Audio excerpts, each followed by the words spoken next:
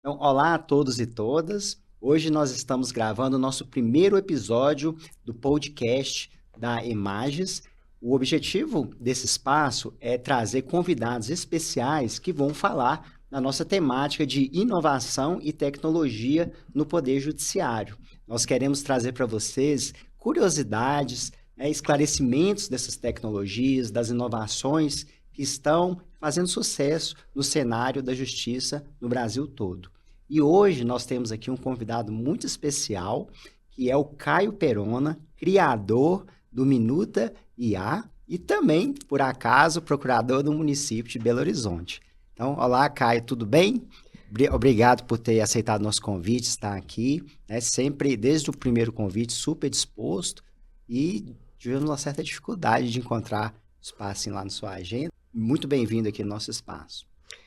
Tudo bem, Rodrigo? É um prazer estar aqui nesse podcast da Emages. A Emages é uma parceira muito grande do Minuta IA desde o início da criação dele. Lá em março, a Emages já viu o potencial, antes de todas as demais associações que a ferramenta tinha para transformar o direito. Então, é um prazer para mim muito grande estar aqui nessa conversa nossa sobre direito e tecnologia de uma maneira mais descontraída, como eu prefiro também. Nós que agradecemos a presença. O grande motivo do convite é o sucesso do Minuta IA, né? Eu me lembro que foi no início de 2025, que surgiu esse sucesso, primeiro com a extensão de navegador, depois com a plataforma geradora de minutas, Então, como que era mesmo o nome lá da extensão? Ela tinha uma extensão que chamava era PJE-IA, né? Isso. Como que nasceu esse Como que surgiu? Isso tudo... eu vou contar a história do Minuta IA desde o início e por que ele realmente surgiu ao mundo. Uhum. Tem muito a ver com a minha atividade profissional, tudo isso surge pelas minhas necessidades mesmo de dia a dia. Uhum. Eu sou procurador do município de Belo Horizonte, eu tive a felicidade de tomar posse em 2018. Em 2021, sou convidado a assumir o cargo de subprocurador-geral judicial. Então, toda a atividade judicial do município ficou sob minha coordenação nesse período, até que em 2024 eu tinha expectativa de ficar até o final do ano, acabar o mandato do prefeito Fuad, só que eu recebi um convite em fevereiro de 2024 de assumir uma diretoria jurídica na iniciativa privada. No município de Belo Horizonte, na maioria das advocacias públicas municipais, estaduais, a gente pode conciliar atividade privada e pública. Então, saio da Subprocuradoria-Geral Judicial para acumular uma diretoria jurídica na iniciativa privada com meu cargo efetivo de procurador. E eu gosto muito da minha função de procurador do município, eu não quis me licenciar da minha atividade de procurador do município. Ocorre que conciliar as duas atividades de procurador e de diretor jurídico ficou muito apertado. Eu ficava muito assim, não conseguia... Eu sentia que eu não conseguia fazer nenhuma das duas tão bem feito, como se eu tivesse com dedicação integral em cada uma delas. Aí, em setembro, 6 meses depois que eu já estava nessa loucura, eu paro e penso. Eu sei programar, eu sempre resolvi meus problemas pessoais com programação, criei mais de 30 softwares meus pessoal. Uhum. Eu acho que a tecnologia pode estar madura o suficiente para eu fazer mais uma. Então, ao fazer processos repetitivos e alguns mais complexos, a extensão começou com a seguinte ideia. Por que eu estou fazendo download do PJE e upload no ChatGPT se eu posso criar uma extensão para fazer isso para mim? Sim. Então, em setembro, nasce o PJIA como algo nesse aperto, e a escassez é muito legal. Eu acho que se eu não tivesse com essa escassez de tempo, eu não teria criado nada, porque se está sobrando tempo, você não precisa de ideias criativas. Sim. Então, foi nessa escassez que eu decido ter a ajuda da inteligência artificial e crio o PJIA. O PJIA, ele não fiz quase nenhuma divulgação nele, e eu percebi que ele começou amigos meus querer utilizar ele também. Uhum. E eu disse assim, não vou liberar para você utilizar isso não, porque está consumindo crédito de API. Eu não sei se todo mundo entende isso, mas por trás de qualquer software de inteligência artificial, a gente consome modelos de inteligência artificial de alguma Big Tech e ela cobra por esse uso, né? Por palavra gerada e palavra consumida. Então, eu simplesmente coloquei o PJIA para quem quisesse utilizar ele ali, pagar um valor simbólico, que era simplesmente o repasse do custo que eu tinha com a Big Tech por usar aquela IA. E eu vi que o PJIA começou sozinho a viralizar, assim, chegar a assinaturas de pessoas que saiu do meu ciclo de amigos. Uhum. A ideia do PJIA, ele era para ser utilizado pelo meu ciclo de amigos. Sim. E eu então percebo que existe um potencial nisso. E se eu fiz o PJIA em questão de horas, eu não gastei nenhum dia para fazer o PJIA, e teve um sucesso relativo, pequeno, eu sentia que isso me motivava, assim, muito mais agora do que todas as minhas outras duas atividades. Eu peço demissão do cargo de diretor jurídico que eu estava, que foi o motivo pelo qual eu saí da subprocuradoria. Combinei de ficar lá até o final de dezembro, porque eu falei assim, em janeiro eu quero escrever um software de fato de geração de minutas, porque o PJIA, ele não tem todo o potencial que uma extensão consegue. Eu acredito que ninguém está fazendo isso na metodologia melhor para gerar uma minuta. Eu tenho algumas ideias e eu quero apostar nisso. E aí que em janeiro, durante as férias, eu escrevo que hoje é o Minuto IA.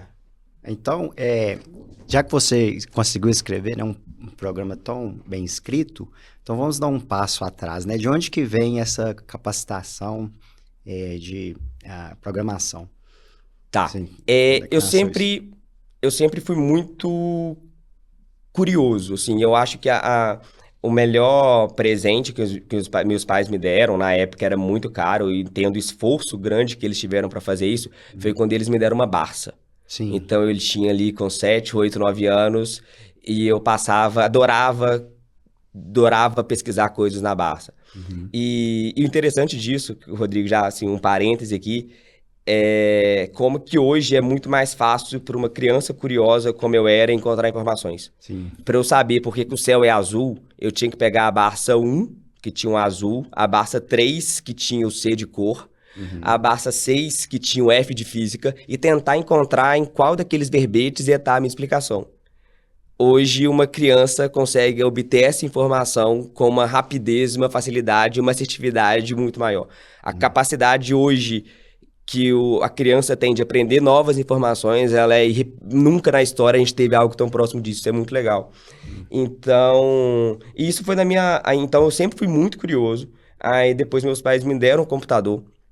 Eu lembro até hoje, isso foi ali em 97, 98, eu tinha uns 7, 8 anos. E tinha acabado de chegar algo chamado internet. Então, meu computador tinha internet. Eu lembro que eu dei o barulhinho lá da internet, conectou.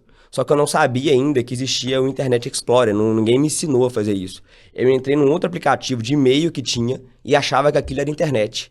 Eu falei, não, que sem graça, é isso que é internet? E depois, no outro dia, eu abri o Internet Explorer. Na época não tinha Google. A gente tinha que encontrar onde que estava o site que ia navegar, né? Para qual endereço. Era meio que secreto, né? Assim, tinha que saber o URL. Você tinha... Igual hoje, eu faço muito paralelo com o prompt mesmo. Hoje você precisa saber o prompt exato para ter bons resultados.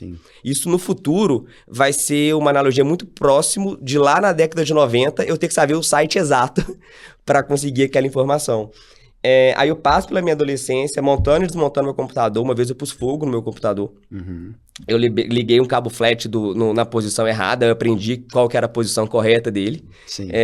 A pontinha vermelha para a direita. Tem uma guia, né? Tem uma guiazinha no meio. Mas eu não sabia, eu não fiz um curso. Foi simplesmente na tentativa e erro. E acho que isso é o mais legal de tudo.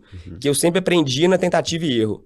Tentei, errei, aprendi como é que é. Tentei, errei, aprendi como é que é. Essa interatividade da tentativa e erro, para mim, é muito...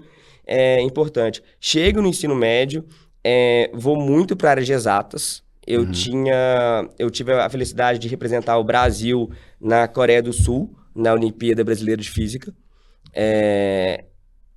Eu lembro que foi uma das piores classificações do Brasil, foi um desastre. Então, depois disso... mas eu sempre quis fazer direito. Mesmo antes das Olimpíadas de Física, essa persuasão do direito, toda essa magia do direito me contaminava muito. Então, eu sou apaixonado por direito, acabei indo para o direito, mas a minha adolescência sempre foi programando ali com o computador, criando códigos para o meu uso pessoal e nunca deixei de fazer isso. Sempre que eu tinha alguma dificuldade, que eu queria algum programa e não tinha um programa que fazia isso, eu ia lá fazer esse programa para o meu uso pessoal. O Minuto IA é só mais um desses 50. A diferença é que o Minuto IA viralizou e os outros 50 estão perdidos nos meus computadores passados. Estão nos HDs externos, né? Salvos. Mas bacana. E, então, depois do PJE-IA, né? Você lançou, foi o EPROC IA ou foi o Minuto IA? Não, já foi o Minuto IA. Sim. O Minuto IA, eu lanço ele em fevereiro como uma sucessão do PJE-IA. Eu não tinha muita clareza como é que os produtos iam ficar. Depois eu percebi que faz sentido o PJE-IA continuar como uma extensão do próprio Minuto IA. É uma forma de levar informações mais fácil para o Minuto IA e trabalhar no processo ali sem sair do PJE para casos mais simples. E o EPROC IA, ele vem quando metade do Brasil usa PJE, outra metade usa o EPROC. Então, os usuários que usavam o EPROC ficavam mandando mensagem. E o EPROC IA, e pro EPROC, e pro EPROC, e pro EPROC. Então, eu fiz a mesma metodologia que eu fiz pro PJE, eu fiz pro EPROC. E você já tem uma métrica aí, qual que está sendo mais usado?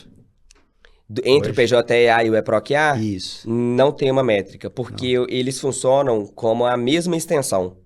O usuário instala uma extensão só, se ele abre o PJE, ele ativa a carinha do PJE, se ele abre o EPROC, ativa do EPROC. Então, como é a mesma extensão, Sim. eu não sei qual que é o uso maior deles, não. Mas a extensão ela é muito menos utilizada que o próprio Minuto IA. Isso eu tenho a métrica. A extensão ela é utilizada por mais ou menos 10 mil usuários e o PJI é EPROC IA e o Minuto IA é utilizado por 40 mil usuários. Bom, e você trouxe um dado importante, né? O universo de usuários é muito maior do que o público do judiciário, né? Porque grande parte aqui dos nossos ouvintes, né, são o público da AMAGES, né, que são magistrados e magistradas de Minas Gerais, mas muita gente não tem a noção que o Minuto IA nasceu, na verdade, para os nossos stakeholders, né, no caso, a Procuradoria do Município de Belo Horizonte, e, por consequência, ele é nativamente orientado aos advogados, né, embora ele seja, tenha cada vez mais se tornado aderente, né, a todos os usuários. E hoje você consegue visualizar qual é o maior público usuário do sistema? Tá, eu não consigo visualizar, porque, por padrão, o Minuto IA, ele tem uma arquitetura de privacidade por design que eu não sei quem é o meu usuário. Eu não sei se o meu usuário é magistrado, promotor, advogado. Então, a mensuração que eu consigo fazer de determinados usuários, muito indiretamente, é como o convênio com as associações como a AMAGES. Então, a gente sabe ali que o convênio com a AMAGES ativou mais de 400 cupons que estão ativos no Minuto IA. Então, mais de 400 usuários vêm da AMAGES. Então, a gente começa a fazer essas proporções assim com outras associações também. Pelo nosso suporte, a gente também consegue estimar o nosso público, porque a gente vê onde que está vindo mais as dúvidas, a questão, e a gente vê um fit muito grande para a própria magistratura.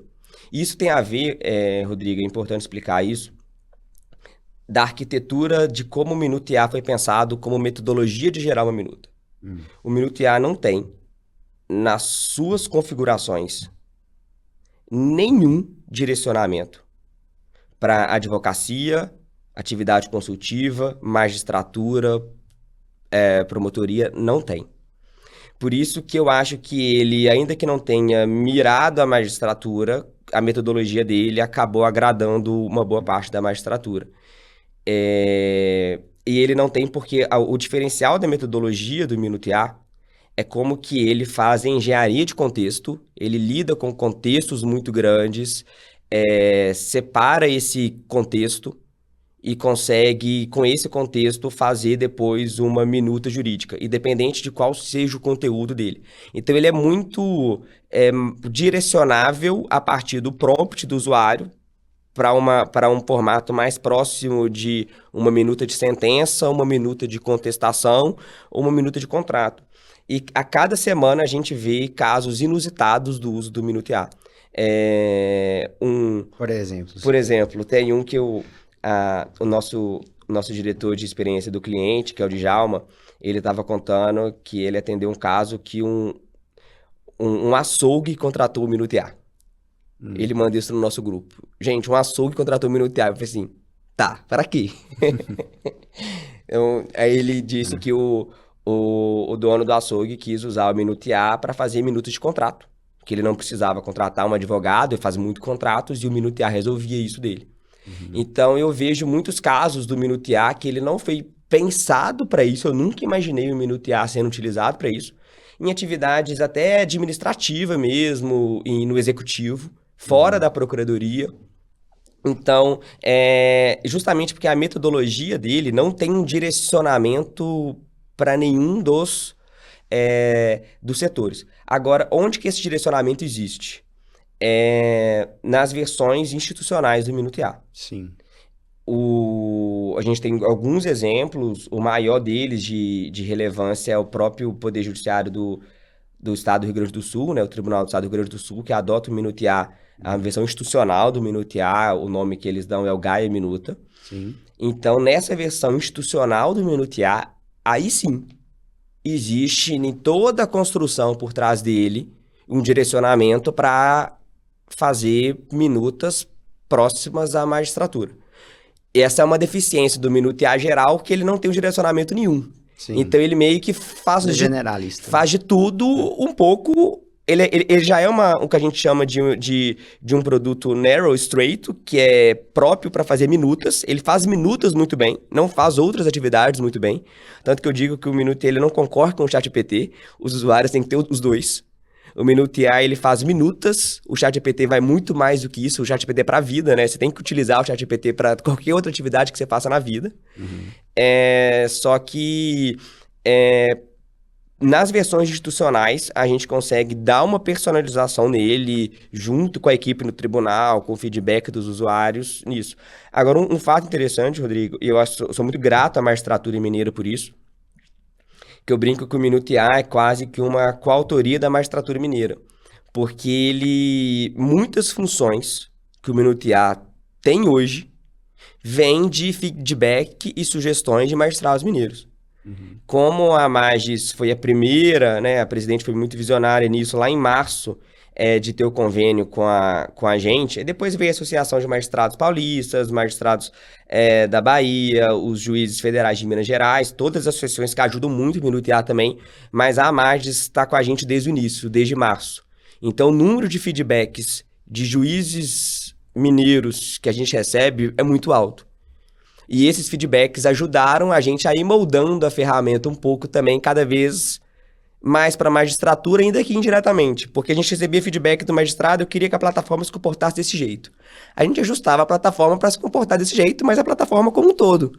Então, ela acabou cada vez mais, por causa desses feedbacks da magistratura, evoluindo para agradar cada vez mais esse perfil. E hoje, Rodrigo, sendo muito... em uma alta análise, o que eu percebo que me motiva, e por que eu tô com um foco tão grande nisso do Minuto IA, é uma motivação de conseguir, de alguma forma, dar alguma contribuição para que o judiciário consiga zerar o estoque de processos judiciais. O ministro Luiz Roberto Barroso tem uma frase muito interessante que ele disse que com os 84 milhões de processos de estoque do judiciário brasileiro, a inteligência artificial é uma questão de sobrevivência. Sim. E sempre foi natural à magistratura a delegação de atribuição e não de responsabilidade. Já é normal e aceito que o magistrado delegue a assessores e estagiários a elaboração de minutas para seguir o entendimento daquele magistrado.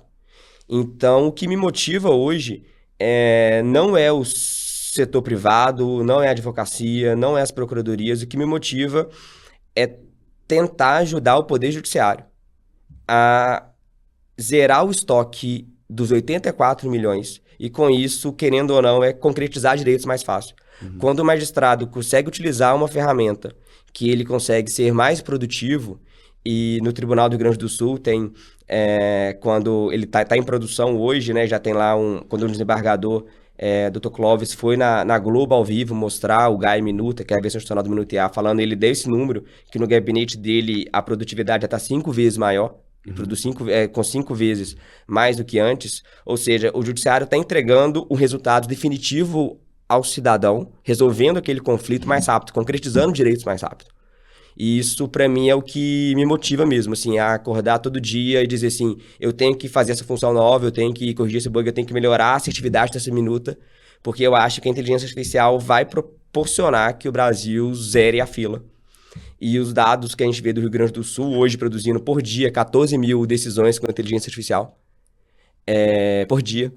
Então, é um número que eu acho que, se a gente extrapola ele para todo o Brasil, é possível, mais cedo do que a gente imagina, muito mais cedo do que a gente imagina, que a gente zere o estoque do Poder Judiciário. Essa é o meu grande propósito hoje. O Caio, lá no Rio Grande do Sul, já está disponível para todos os gabinetes? Sim, tem 4.800 usuários ativos no GAE Minuta, disponível para 100% dos desembargadores, juízes, assessores e juízes da atividade fim. E da atividade meios, já tem um projeto de expansão? Eles já identificaram essa necessidade? Não, eu vejo a atividade meios sendo testado mais fortemente no executivo. O executivo, além da atividade fim da procuradoria mesmo, está utilizando ali na atividade meio do direito também o Minutear. Mas no judiciário eu ainda...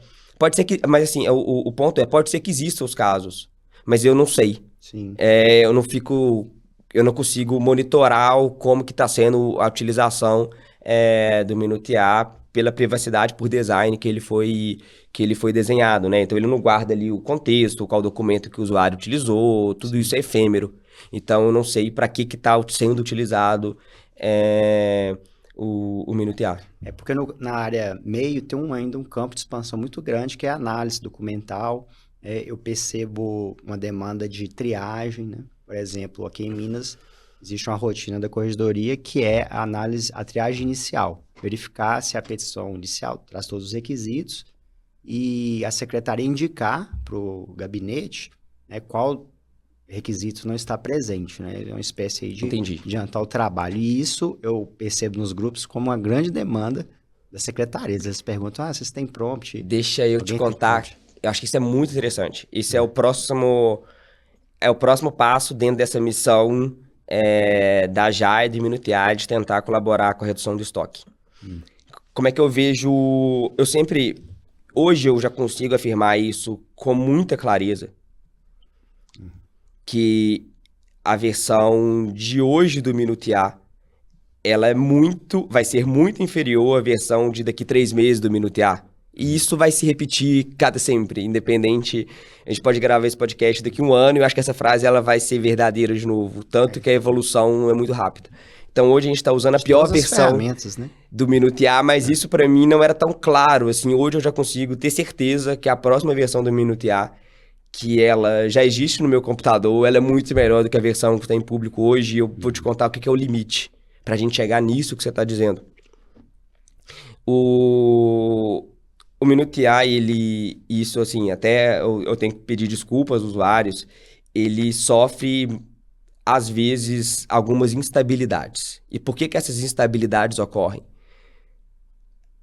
A gente já em alguns dias, é o top 1 consumo de tokens na América do Sul. A gente atingiu determinados limites por minuto nos horários de pico de consumo de tokens, que a gente está aguardando autorização que tem que ser dada nos Estados Unidos para provisionamento de placas de vídeo específicas para o Minutear. Então tem um gargalo hoje muito grande de escala. O Minutear ele tem uma metodologia que consome muito tokens. É por isso que o resultado dele é muito diferente de outras plataformas. Ele não economiza... Foi pensado para o meu uso pessoal. Eu não ia economizar token. Eu quero a melhor qualidade possível. Sim. Ele não tem uma visão de custo que qualquer outra empresa teria. Eu brinco que se tivesse a Jai tivesse um board de diretores, eu já teria sido demitido de CEO. Sim. Porque eu não tomo decisões pensando em aumentar a margem. Eu tomo decisões pensando na qualidade final. Igual o Steve Jobs, né? Então... Você despeja da própria empresa. Exatamente, eu seria demitido.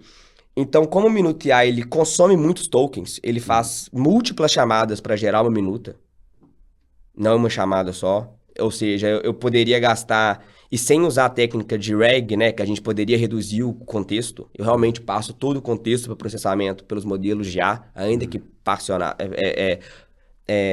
divididos. E claro que tem metodologias para fazer isso de forma que fique economicamente viável, mas ele gasta muitos tokens. O Minuto IA, eu brinco que ele tem uma boca muito grande de consumo de tokens. Então, a gente está crescendo, mesmo sem marketing.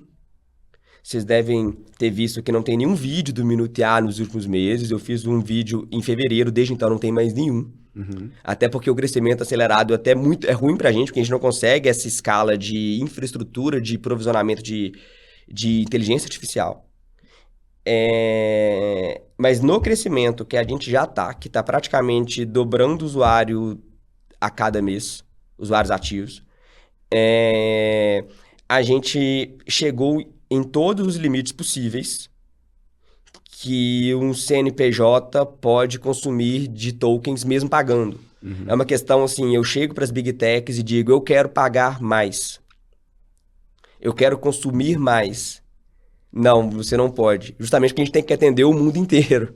Uhum. E o Minuto IA consome muitos tokens. Então, a gente tá negociando diretamente com as Big Techs nos Estados Unidos um provisionamento de placas de vídeo para a gente conseguir aumentar muito a nossa capacidade de poder de processamento de inteligência artificial.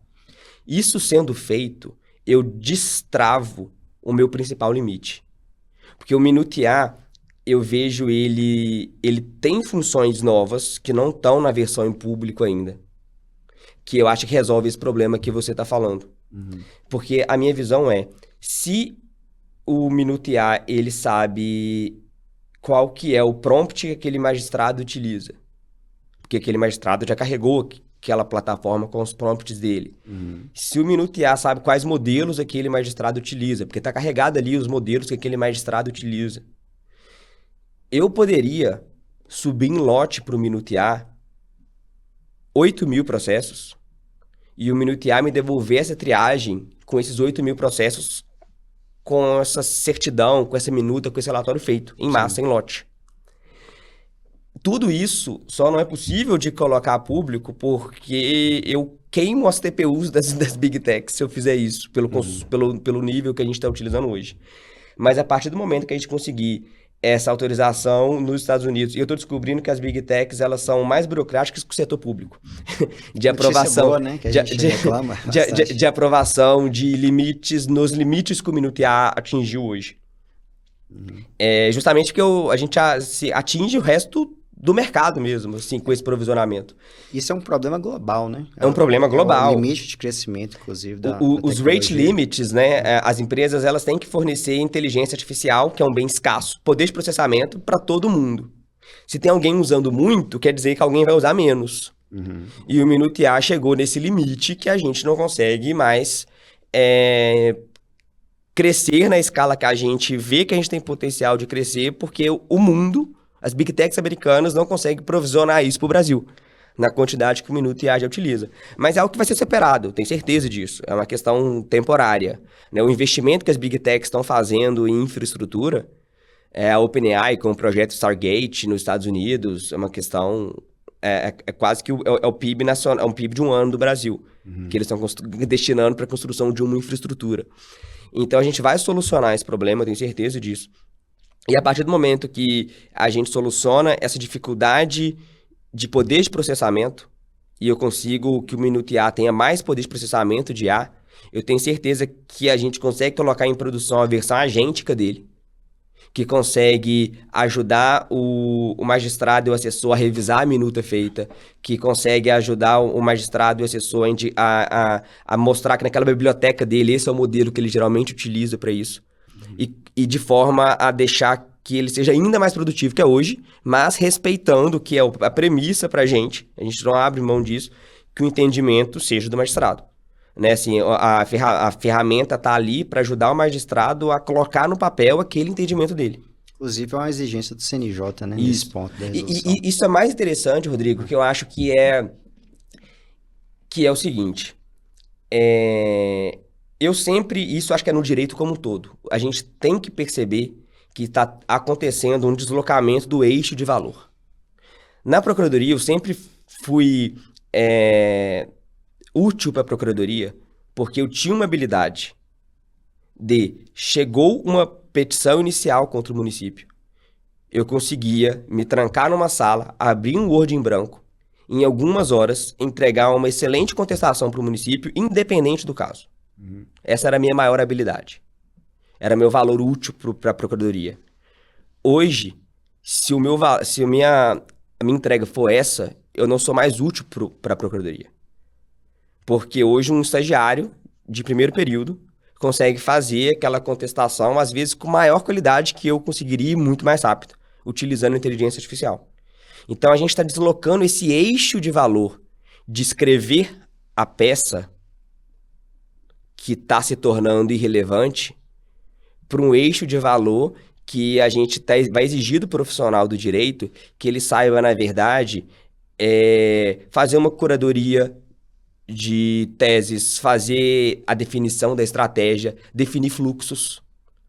E uma outra exigência, Caio, vai ser também o profissional se capacitar, né, no uso das ferramentas. Como é que você enxerga isso? Eu já vi algumas faculdades, universidades americanas já colocando no currículo, né, essa disciplina. No Brasil eu ainda não vi, né? Eu vi já algumas disciplinas de direito digital, inteligência artificial só na perspectiva legal da normatização. Mas eu não vi ainda uma capacitação no uso de IA generativa para redigir minutos, por exemplo. Eu acho que é importante, até porque isso vai muito além do que escrever o prompt.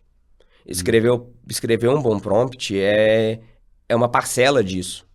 Eu tenho que realmente entender por que determinada saída está acontecendo de um jeito ou de outro jeito. Como organizar o meu contexto, como organizar o meu fluxo. E até mais do que isso, saber identificar que determinada situação que está acontecendo no meu gabinete, por exemplo, eu poderia resolver de forma automatizada com esse prompt e essas ferramentas desse jeito. E organizar isso. Então, assim, é uma nova habilidade que ela vai ser muito mais útil e valorizada do profissional do direito do que a capacidade que eu tenho e que se tornou inútil de ser a capacidade de escrever uma boa contestação do nada. É o que eles chamam de limites e potencialidades, né? Você saber onde que ela é aplicável, onde ela é útil e onde que ela não vai funcionar. Eu vejo isso muito nos grupos e em conversa com os colegas, eles dizendo, né, perguntando se poderia utilizar em tal situação. Eu falo assim, não, isso não tem nada a ver, né? E em outras, eles não enxergam essa potencialidade e aí cabe aí, né, a turma vai mostrando como que está usando e eles vão enxergando isso. Agora você mencionou várias vezes aí a JAI, né? O que é a JAI? A JAI, lá naquela história que eu estava contando, né, em fevereiro de 2025, janeiro de 2025 eu escrevo o código do Minuto IA e em fevereiro vou lançar e eu percebo que existe um domínio livre para registrar que é jai.com.br. E eu digo, AI, inteligência artificial. O J é alguma coisa relacionada ao jurídico, não sei o que também. Vou registrar esse domínio. E vou colocar, justiça, colocar ele ali como startup por trás do Minuto IA, do PJA e do EPROC-A. Ele ganha algum significado muito recentemente, por causa desse aumento de limite, dessas questões todas, eu sou obrigado, por razões legais, a abrir uma empresa nos Estados Unidos, que é uma LLC. E aí, nessa LLC, a gente chama de Justice AI. Então, finalmente, eu dei uma palavra para o Jota, que é Justice de justiça, né? Ou seja, é uma startup, uma legal tech orientada à inteligência artificial para o direito. E qual foi essa motivação de abrir nos Estados Unidos? Claro, Tem relação com... tem relação com a gente conseguir mais capacidade de provisionamento de TPUs para a gente conseguir maiores limites. Infelizmente, Rodrigo, isso é algo que a gente tem que saber dessa limitação. A gente corre um problema de dependência tecnológica dos Estados Unidos. Sim, com certeza. Isso tem que ficar, isso tem que ficar muito claro, mas eu acho que é muito mais do que a gente já foi dependente antes. Eu acho que não sei se todo mundo tem essa noção, essa preocupação que eu tenho. Soberania nacional, eu acho que é a coisa mais importante que a gente tem que defender muito a nossa soberania, só que nesse caso a gente não tem um plano B, porque a gente nunca foi, na história, dependente de uma tecnologia estrangeira tão fortemente. Energia, por exemplo, que é algo vital. A gente nunca foi tão dependente de tecnologia estrangeira para isso. Outras tecnologias vitais, commodities, o petróleo, a gente conseguiu escapar da dependência estrangeira também e ter uma soberania nisso. Inteligência artificial. Nós somos 100% dependentes dos Estados Unidos. Se os Estados Unidos cortam a inteligência, o acesso do Brasil à inteligência, aos modelos das Big Techs americanas de inteligência artificial, a gente fica pelo menos uns 3 anos de ultrapassado. A gente não tem tecnologia no Brasil para, sem tecnologia americana, repetir mais do que o ChatGPT 3.5 de novembro de 2022 fazia. A gente não tem nem placas de vídeo para fazer essa inferência local na quantidade que a gente precisa para a qualidade e volume que o Brasil tem. Então é muito importante que o Brasil comece a trabalhar num plano de soberania nacional para inteligência artificial, só que isso demora. Então a gente tem que saber que nos próximos anos, não é meses, a gente ainda vai continuar dependente de tecnologia estrangeira. As inferências, né, que essa previsão da próxima palavra que a IA faz, elas vão continuar sendo feitas em território estrangeiro, com todas as proteções que a LGPD exige para esse processamento fora do Brasil. É possível, né? Não é nada que foge da resolução do CNJ nem da LGPD, só que a gente não vai ter como exigir processamento local, sob pena da gente ter uma qualidade muito inferior.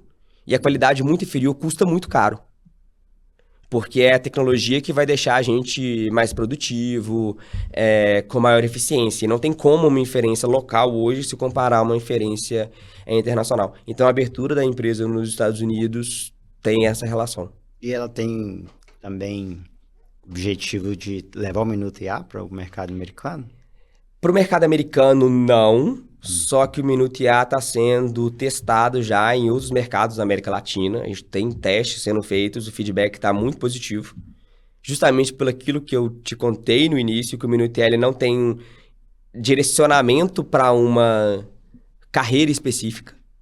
Então a gente conseguiu adaptar a nossa metodologia para outros países da América Latina. A gente está decidindo a questão de foco quando que a gente faz esse lançamento no resto da América Latina, mas os testes com alguns magistrados que a gente fez de outros países da América Latina, o resultado foi muito bom. E um grande parceiro de vocês é a Amazon, né? A AWS, que foi o parceiro que levou o Minuto IA lá para o TJ do Rio Grande do Sul. Eu já ouvi uma história assim por alto de que o TJ do Rio Grande do Sul colocou para a Amazon o desafio de encontrar uma solução de inteligência artificial para apoiar os gabinetes, né, na elaboração desses minutos. E aí encontraram, assim, como que foi esse encontro? Como é que foi essa história? Ótimo. Foi isso mesmo? Essa que eu Foi falei sim.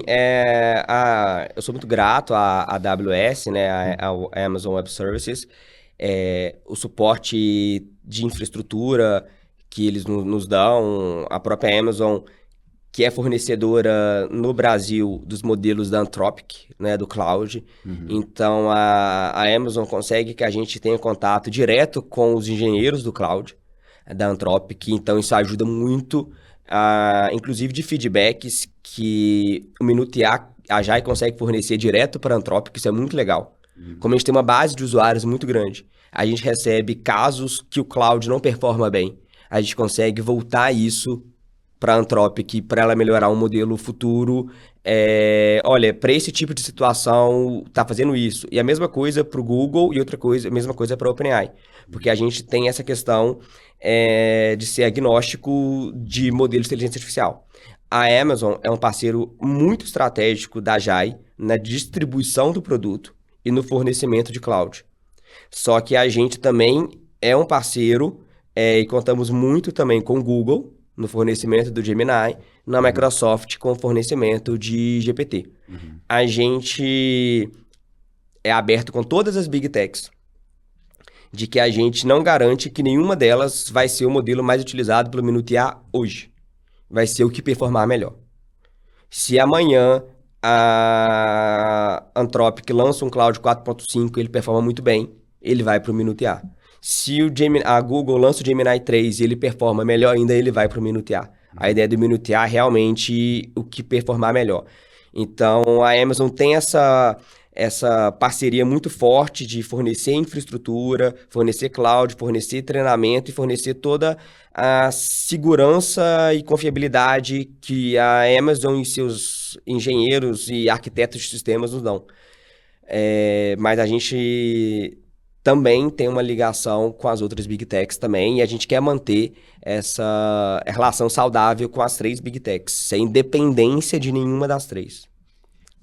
Caio, você mencionou que tem muito, aproveita muito o feedback do usuário para melhorar o sistema. E eu acredito, assim, na minha percepção, um dos grandes motivos do sucesso do Minuto IA é a experiência do usuário, né? Então, é aquela comodidade de ter a ferramenta acoplada, por exemplo, ao PJE ou ao eProc, e conseguir, por exemplo, fazer essa interconexão do sistema com o Minuta sem precisar, como você falou que foi a sua dor inicial, de baixar o processo e subir na outra ferramenta. Isso, você até mencionou que tem um diretor, né, um presidente de experiência do cliente, né? E, por outro lado, uma das grandes limitações, não do Minuto IA, mas da tecnologia atual, é a questão, por exemplo, da alucinação, né?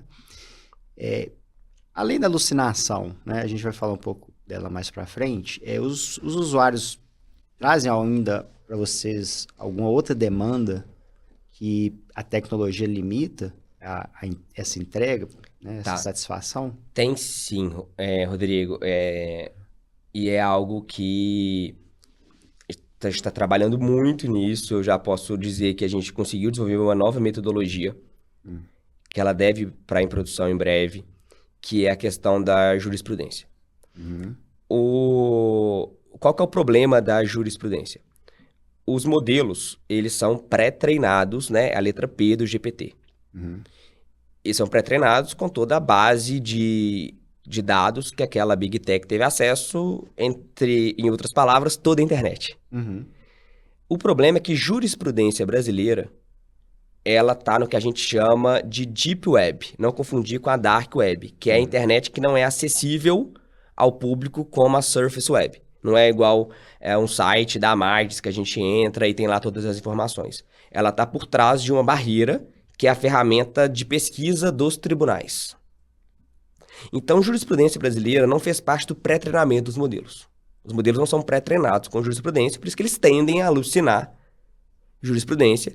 E quando a gente tenta utilizar uma ferramenta como o ChatGPT, qualquer outra, para pesquisar jurisprudência, o que ele vai fazer é tentar encontrar a jurisprudência indexada pelos motores de busca, pelo Google, pelo Bing. São sites de notícia, por exemplo. Isso. Ele não consegue ir atrás do site do tribunal, pesquisar ali dentro daquela base e obter aquele precedente. Então, eu acho que a grande deficiência do Minuto IA hoje é a questão de tornar mais cômoda a jurisprudência. O que a gente fez hoje para contornar isso e o que eu acho que é a solução definitiva? O que a gente fez hoje o Minuto IA ele é travado, proibido, com uma trava muito forte de citar a jurisprudência. Porque é preferível que ele não cite do que alucine. Sim, é uma primeira trava. salvo se esse precedente estiver constando ali do modelo do usuário, se esse precedente o usuário tiver pesquisado ali na nossa ferramenta de pesquisa de jurisprudência. Pois é, e o Minuto tem uma base de jurisprudência, né? Tem, Do e STF, essa... STJ. Tem, do TJ de Minas. Só que é essa pesquisa de jurisprudência, Rodrigo, que eu, como usuário, sou extremamente satisfeito. Eu acho ela lenta, eu acho ela não precisa, eu acho que ela devia ser proativa. Eu, usuário, não devia pesquisar a jurisprudência. Entendi. E é isso que a gente conseguiu desenvolver uma nova metodologia. Os resultados preliminares dela me empolgam muito. Me empolgam muito. A gente espera conseguir colocar ela em produção muito em breve, pelo menos em alguns tribunais estratégicos. Claro, Minas Gerais é para o meu uso, então é um tribunal estratégico. E essa nova pesquisa de jurisprudência, ela vai... O modelo, de forma agêntica, vai conseguir acessar essa base, entender qual que é o melhor precedente para aquele caso e automaticamente obter esse precedente, citar aquele precedente. E isso a gente reduz e citar isso sem alucinação, né? Então, assim, o que a gente vai conseguir abstrair do usuário é essa necessidade de indicar manualmente qual o precedente ser utilizado. Entendi. E você mencionou o agêntico, né? Que acho que é a era que está começando a surgir, da IA generativa, que é essa capacidade da IA atuar como ser humano, assim, exemplificando.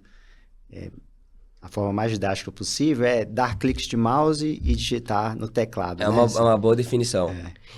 A definição, essa pergunta, Rodrigo, assim, mas é porque eu acho que vale um minuto só para discutir a definição de agente. A sua definição é muito interessante, mas eu vejo que existe uma confusão muito grande entre o público, entre agente e assistente. Sim.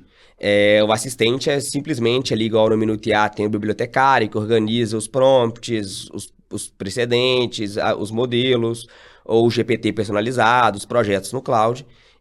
E um agente não. O agente não tem nada a ver com isso. O agente ele tem a capacidade de, sem ser explicitamente programado, tomar decisões de forma autônoma numa tarefa de longa duração que você não vai estar supervisionando, nós humanos, cada etapa daquela tarefa. Você vai supervisionar o resultado final, mas não cada etapa daquela tarefa. A primeira vez que eu usei um agente, é engraçado, quando a OpenAI lança o Operator, em janeiro de 2025, e eu, pelo meu relacionamento com a OpenAI de desenvolvedor, eu tive acesso antecipado ao Operator. Quando eu recebo esse acesso antecipado ao Operator... Era uma fortuna, né? Acho que era $200. Mas mesmo com os $200, antes dele eu tive alguns dias um acesso antecipado. A gente conseguiu um acesso antecipado ao Operator. Ao usar a minha... Então eu vou para minha...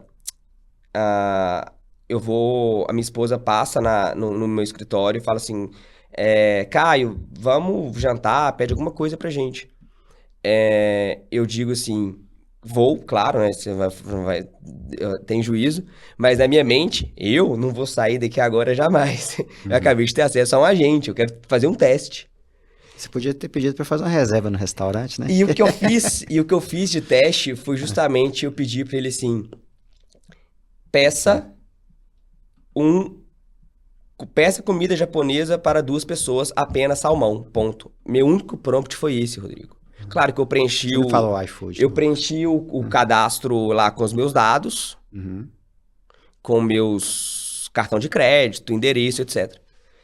E esse agente, então, começou a pesquisar na internet restaurantes japoneses em Belo Horizonte. Encontrou um bom restaurante japonês, que eu gosto, inclusive. Foi fazer o cadastro nele. Eu esqueci de colocar o meu CEP nas informações que eu dei para ele. Se fosse automação, que é o contrário dos agentes, sim, ele tinha parado aí. Porque ele não a automação é programação. Você programa cada passo que ele está fazendo. No agente, como ele não foi programado para isso... Na expressão antiga, né? Sintaxe, erro. É isso.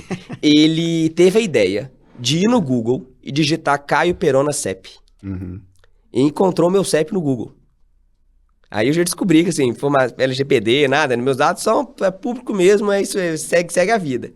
Voltou e concluiu o meu cadastro. Pesquisou todos os combinados de japonês para encontrar o que era compatível com 2 pessoas, só salmão. Pagou. Como eu não confio na IA, eu dei um cartão de uso único para ela. E 40 minutos depois, o entregador estava na minha casa. Eu não fiz nada entre dar um enter e a entrega bater na minha casa. Ou seja, eu não preciso, como humano, eu fiquei de curioso, né? Fiquei lá assistindo, de braço cruzado, vendo ele. É lento, tá? Ele demorou uns 10 minutos para fazer isso tudo. Mas eu fiquei lá parado, vendo. Então, mas eu não precisava fazer isso. Então, assim, acho que essa definição de agente é muito importante. Do pessoal entender que o agente tem a capacidade de, sem ser explicitamente programado para determinada tarefa, realizar aquela tarefa com várias ações de longa duração, sem que a gente precise supervisionar cada etapazinha dessa. Mas aí, pra gente que gosta de tecnologia, né, ainda que demore 10, 20 minutos, pra gente aquilo é melhor do que uma série de Netflix. Ô, Caio, e assim, tem um tempo que eu falo para as pessoas sobre essa era agêntica, né? Muitas dúvidas ou aplicações que as pessoas desejam não são possíveis porque a IA não amadureceu suficientemente nessa abordagem chamada agêntica. Você já tem, assim, a partir do momento que isso começar a amadurecer, e eu acredito que vai estar disponível até por API, né? As Big Techs vão disponibilizar por API, isso vai estar disponível para vocês lá no Minuto IA. Você já consegue enxergar assim, alguma aplicação? O Minuto IA já tem uma versão agêntica, que ela... Que é essa que você que essa que eu mencionei, né? A gente não consegue colocar ela em produção por limitação de consumo de tokens. Se eu tenho 40 mil usuários utilizando uma versão agêntica que consome 20 vezes mais tokens que a versão não agêntica, a aplicação não dá conta, a gente destrói, né, os modelos de inteligência artificial no volume que a gente usa. E porque tem uma particularidade, Rodrigo, acho que eu não expliquei isso antes. O pessoal das Big Techs, quando vem os nossos números, assustam. Porque o Brasil tem uma particularidade muito grande de um processo judicial grande e escrito. A oralidade não predomina no Brasil. É negócio dos Estados Unidos, que os juízes decidem sem fundamentação, né? Então, quando eles pegam, mas assim, estuda que é o processo judicial, o que é documento que eu consigo separar, não sei o que. Não, isso aqui é uma decisão judicial, isso aqui é uma petição inicial, questão de página. Então, assim, a atividade jurídica brasileira, ela é talvez única no mundo nessa quantidade de tokens necessários para processar. Então, a gente consome muitos tokens na atividade jurídica brasileira. E para o agente funcionar bem, ele tem que ter acesso a todo esse contexto, né? Isso. Toda essa informação. E ele vai fazer várias chamadas com todo aquele contexto. Então, isso torna isso muito computacionalmente sufocante. É por isso que eu disse que hoje eu já consigo ter certeza de que a próxima versão do Minuto IA vai ser muito melhor do que a atual. Porque eu conheço a próxima versão do Minuto IA. Eu só não consigo colocar ela em produção ainda. Mas quando o Minuto IA ganhar capacidades agênticas, eu acho que a gente vai conseguir fazer ainda muito mais do que hoje. No meu mundo ideal, o processo vai concluso para o juiz, a IA já deveria fornecer para ele minutas possíveis de decisão, alinhados ao entendimento daquele magistrado, quando é possível. Se não for possível, se a IA não souber o entendimento daquele magistrado, ela não tem que fornecer minuta. Porque o entendimento tem que ser do magistrado e não da IA. Mas em muitos casos já é possível antecipar o entendimento do magistrado pela forma como ele decidiu outros casos semelhantes. Nos casos que são possíveis, a IA já deveria fornecer para o magistrado essa minuta de despacho de decisão, principalmente em situações mais simples, que não depende, diferente de um caso penal, que aí realmente eu preciso ali de uma análise detalhada e tudo. Então, assim, essa versão agêntica, acho que a gente vai conseguir a produtividade aumentar ainda mais, de fazer essas análises em lote, de triar. O tempo hoje que a gente tria, até para o magistrado saber o que ele precisa de dar mais ou menos atenção. Então, essas versões agênticas que vão conseguir fazer todo esse trabalho automaticamente, eu acho que vai destravar muito. Isso é muito legal, Rodrigo, o tanto que a gente subestima a evolução, porque é normal do humano não entender o crescimento exponencial. Tem uma lenda que eu acho muito interessante, que é quando o jogo de xadrez foi inventado, O rei disse pro sábio que inventou o xadrez que ele poderia escolher qualquer recompensa que o reino daria pelaquela invenção genial. O sábio disse pro rei, então, que queria 1 grão de arroz na primeira casa, 2 grãos de arroz na segunda, 4 na terceira, 8 na quarta, 16 na quinta e assim por diante. O rei achou aquilo muito tolo e concordou. Na 10ª casa, 2 elevado a 10, 512, era um número muito pequeno ainda. Na 20ª casa, esse número já vai para 1 milhão. Na 30ª casa, 2 elevado a 30 é 1 bilhão. Na 64ª casa, nem toda a quantidade de arroz do mundo preenche o 2 elevado a 64, que é a quantidade, esse número que 2,64 dá. Nem todo arroz que toda a humanidade produziu no mundo.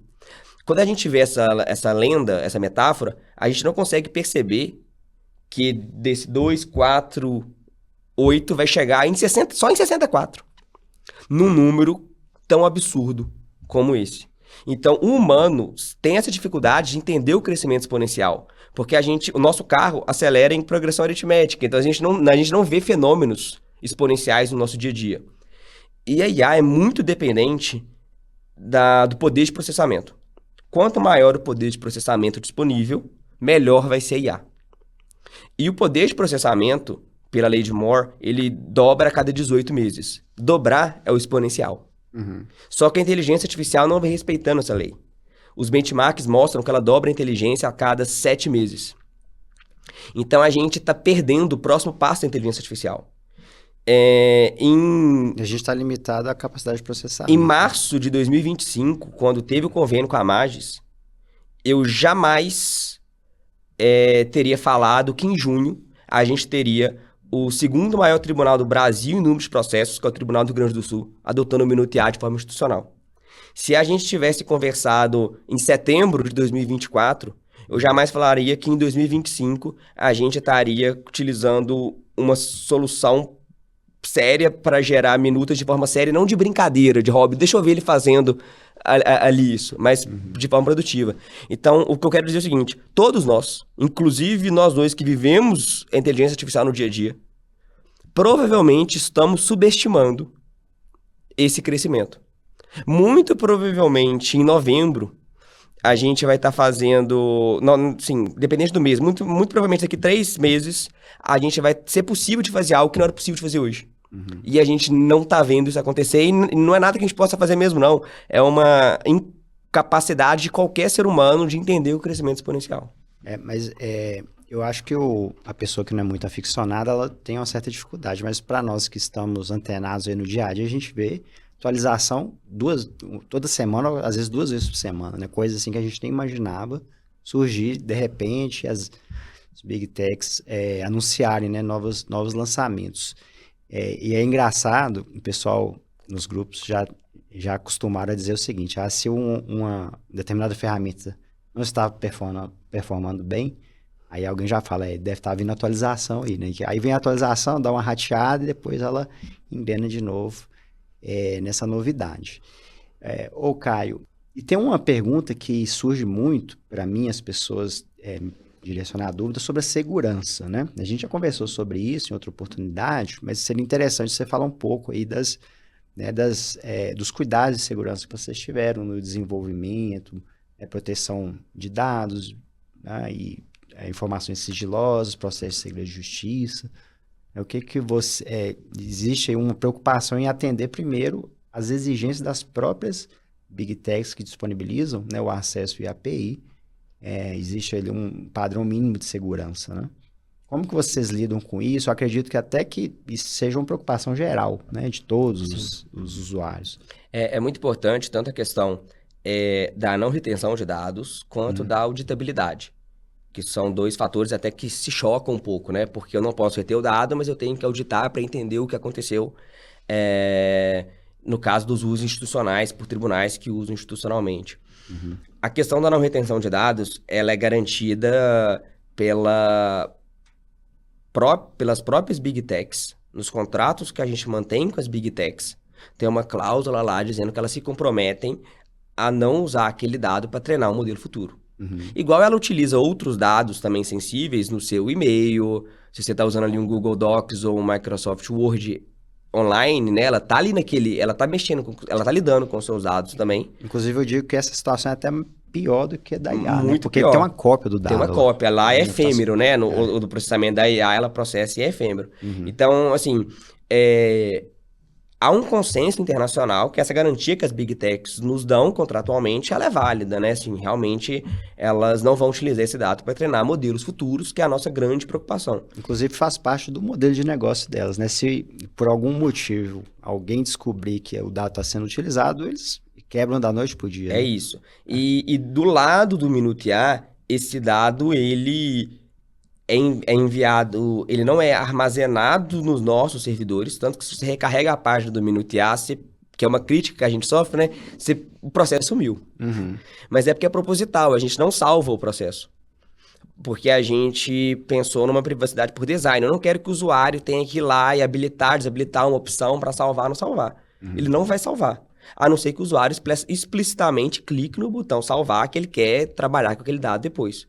Então, acho que a principal medida nossa é essa de, por design, eu não salvo o processo. O processo é trabalhado no próprio navegador do usuário. Por isso que o Minutear precisa, sim, de computadores bons, computadores muito antigos, com pouca memória RAM. O Minutear começa a não performar muito bem, porque é o computador do usuário, localmente, no navegador dele, que está fazendo o tratamento das informações, dividindo o PDF, organizando esse contexto todo, para só enviar diretamente para a Big Tech fazer o processamento sem retenção de dados e retornar. E qual que é a configuração sugerida? Algum computador dos últimos 3 anos, ou seja, com processador mais moderno, que não se utilize HD. HD é algo que tem que ser extinto, SSD. Porque o HD é muito lento de recuperar aquela informação que está armazenada. Então, precisa de um SSD. E com no mínimo 16 de memória RAM também. Então, um bom computador, o Minutear vai performar mais rápido nele para fazer as operações, que é uma decisão nossa, por razões de resolução do CNJ, de LGPD, de assim, eu nem quero ver esse dado do usuário. Esse dado do usuário está no navegador dele. É o navegador dele que tem que dar conta de de mexer com esse PDF. Não é do nosso lado, né, que a gente chama do nosso back-end, que vai tratar esse PDF. Sim. Justamente para ter essa proteção de dados. Então tem gente que está xingando o Minutear, na verdade tem que xingar a máquina, né? Quebrar a máquina e comprar outra. Porque acho que 2 anos dá mais ou menos, no caso da Intel, acho que 13ª geração, 12ª, não me recordo, mas às vezes a pessoa fica mais focada lá no i3, i5, i7, mas o que é mais importante é a geração, né? É isso, ou seja, o processador, justamente pela lei de Moore, os processadores vão dobrando a capacidade de processamento a cada 18 meses, um processador mais novo vai ser melhor do que um top de linha de 3, 4, 5 anos atrás. Sim. Mas não só o processador, acho que o pessoal, até porque a inferência não é feita no computador do usuário, né? Ela é feita para fazer nas placas de vídeo das Big Techs. Mas o usuário tem que focar também na questão do SSD. Computador com HD não existe mais, não deveria existir. É muito lento. Que o disco rígido era um disco mesmo, né? Inclusive eu tenho uns lá que eu desmontei, deixo lá de enfeite. Mas o SSD é basicamente uma memória grande, né? Isso, e o computador consegue acessar a informação dela que está muito rápida. Então, vamos supor que você está com o PDF salvo no seu HD. Para o seu navegador tratar aquele PDF com todas as 85 operações daquele PDF que o Minutear faz, o seu HD não consegue fornecer aquele PDF rapidamente para o seu processador trabalhar. Então, um SSD faz muita diferença e a memória RAM também. Até porque o Chrome é um grande consumidor de memória RAM. Se você está com muitas abas abertas, fazendo muitas operações, vai faltar memória RAM para o Minutear conseguir fazer esse processamento. Inclusive, a informação, a extensão de navegador na arquitetura do Chrome, ele considera uma aba, né? Esses dias eu abri aquelas informações, né, de background. Ele falou assim, você tem 36 abas abertas. Eu falei, não, só tem uma, né? Depois eu fui estudar, são as As extensões. extensões que E você o Minuta roda como uma pelo extensão. menos uma extensão, né? É isso. Então, essa questão de fazer o que dá para fazer localmente, dado que eu não preciso armazenar, a gente não armazena. Nem sequer dado pessoal de quem é o usuário. Eu não sei o CPF do meu usuário, eu não consigo saber o que ele faz da vida. Eu só sei o nome e e-mail dele. Então, o Minutear traz toda essa questão de privacidade por design. Eu não quero dados, né? Eu quero mesmo o feedback no suporte mesmo, no A1, né? Tipo assim, me encontro, eu encontro o pessoal da equipe, olha, Minutear podia ter isso, podia ter isso. É esse feedback que a gente quer para aprimorar a plataforma. E não o dado que o usuário inseriu para gerar, porque o dado é do usuário. E a equipe do JAI, né? Quantas pessoas tem lá Olha, hoje sustentando? nós somos 8 pessoas. A partir de semana que vem seremos 13. Então a equipe está expandindo. Muito para dar conta dessa questão de atender muitos usuários, atender muitos clientes. Essa questão do suporte, ela ainda exige muitas pessoas para a gente conseguir atender. Entendi. E uma coisa que o pessoal fala também é o custo, né? E você já falou rapidamente, né, que o custo também de operação é muito alto, né? Como que vocês têm uma perspectiva de baixar o preço?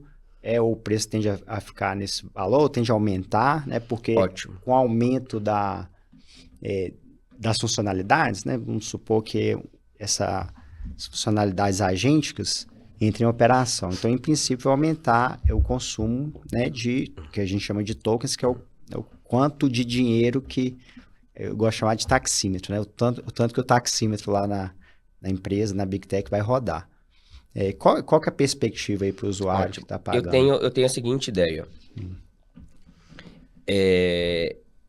O custo da inferência, ele tende a cair.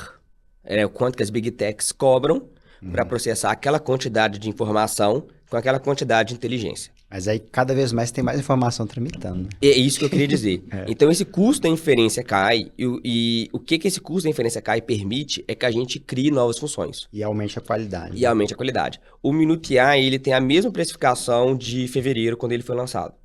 Só que ele tem dezenas de funcionalidades e entrega uma qualidade minuta muito melhor do que quando ele foi lançado. Então, a gente hoje...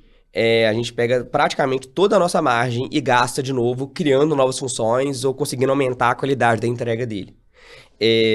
Eu acho que não vejo um caminho de tentar aumentar o preço e também não vejo o caminho também, não necessariamente de abaixar o preço, mas de aumentar a qualidade, de aumentar a quantidade de minutas feitas em cada plano, né? O meu sonho é que não tivesse esse limite, é que fosse limitado mesmo. A gente trabalha para isso. Então a gente pensa nisso, aumentar o que com aquele pacote, com aquele plano, o usuário consegue fazer de produtividade. Sabe uma outra coisa que as pessoas perguntam? Assim, há poucos comentários nesse sentido, mas sobre a possibilidade de uso dos modelos open source, né? Que são modelos que as empresas disponibilizam. Aí já existiam vários, mas a OpenAI acabou também disponibilizando o OSS, né? E assim, vocês têm essa perspectiva de usar pelo menos uma parte aí do processamento desses modelos? Os modelos open source, acho que é uma discussão muito legal. Acho que para o pessoal que não é da área entender. Existem os modelos fechados e os modelos abertos. Nos modelos fechados, só a Big Tech consegue fazer o processamento dele, porque só ela tem acesso aos parâmetros ali para configurar, para pôr ele para rodar e fazer a inferência, que é prever a próxima palavra. Nos modelos abertos, elas disponibilizam esses pesos para todo mundo, a gente chama de peso, né, e que todo mundo consegue utilizar esse modelo para fazer a própria inferência. O ponto, Rodrigo, é que esse todo mundo é todo mundo entre aspas, porque ainda assim precisa de computadores extremamente potentes. Sim. Extremamente potentes, que eu digo, é computador de 100 mil reais. É mais barato usar a API, né? Então, eu ia chegar exatamente nesse ponto. ainda que a gente utilize, então, outros provedores para fazer isso e me dar aquele resultado, o modelo open source não é necessariamente mais barato do que um modelo fechado. Essa é a grande confusão que eu vejo muito ainda. O open source hoje, 2025, na mesma qualidade, se eu pego o OSS da OpenAI, por exemplo, que é um modelo open, quanto que a OpenAI quanto que se eu for provisionar ele, configurar ele numa placa de vídeo e num provedor e for rodar esse modelo open source, quanto que vai ser o custo de token nesse modelo? Quanto que a OpenAI me cobra pelo GPT-5 Nano, que tem a mesma qualidade que esse modelo open source? A OpenAI me cobra mais barato, no modelo fechado. No final das contas, a OpenAI está cobrando praticamente o custo de processamento. Então, não faz... Exatamente. Então, assim, mesmo no modelo aberto, ele não é mais barato que o modelo fechado. Então, e o importante aqui é a qualidade. Eu não vou simplesmente migrar para um modelo aberto só porque ele vai ser um pouquinho mais barato, sendo que eu vou perder qualidade fazendo isso. E acho que a qualidade é muito importante na nossa área pela precisão, né? Ela não pode inventar um fato que não aconteceu no processo. E os modelos open source mais baratos tendem a não ter essa mesma performance dos modelos fechados. O Caio, você fala uma coisa aí também, que é a questão... Você tangenciou a questão do treinamento, né? Lá na OpenAI, por exemplo, na API, eles disponibilizam uma possibilidade de você fazer um refinamento, né? Que é o chamado fine tuning. Vocês chegaram a trabalhar nessa perspectiva lá no... Ótimo. Por que por enquanto, eu acho que o fine tuning não é uma boa solução. E o fine tuning, ele, na comunidade dev, globalmente falando, ele meio que a gente disse que flopou, né? Ele não foi pra frente. O que é o fine tuning? Eu pego um modelo e vou, por meio de um pós-treinamento, ajustar os parâmetros desse modelo para responder de uma forma mais ajustada ao que eu quero.